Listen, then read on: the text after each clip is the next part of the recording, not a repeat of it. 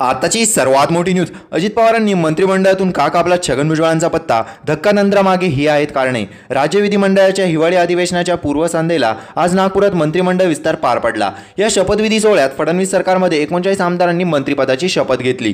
मात्र या मंत्रिमंडळात उपमुख्यमंत्री अजित पवार यांच्या राष्ट्रवादीकडून ज्येष्ठ नेते आणि माजी मंत्री छगन भुजबळ यांना संधी न देण्यात आल्याने सर्वांच्याच भुवया उंचावल्या।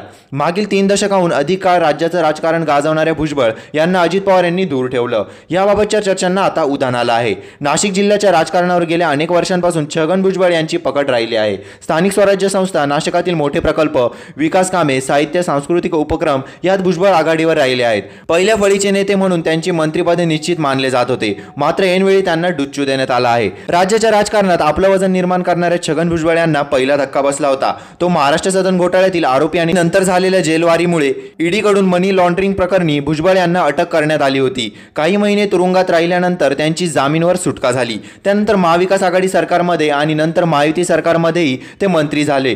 मात्र राज्यात मनोज जरांगे पाटील यांच्या नेतृत्वात उभे राहिलेल्या मराठा आरक्षण आंदोलनावेळी भुजबळ यांनी आक्रमक भूमिका घेतली होती। जरांगे आणि भुजबळ यांच्यात वारंवार शाब्दिक फेरही झडल्या, परंतु आता नव्या सरकारमध्ये मात्र अजित पवारांनी छगन भुजबळ यांचा मंत्रिमंडळात समावेश केलेला नाही। मराठा आरक्षणावेळी घेतलेली आक्रमक भूमिका हेच भुजबळांच्या गच्छितेचे कारण ठरले का, अशी चर्चा आता राजकीय वर्तुळात रंगू लागली आहे। अशाच नवनवीन व्हिडिओ बघण्यासाठी आपल्या चॅनलला लाईक आणि सबस्क्राईब करायला विसरू नका।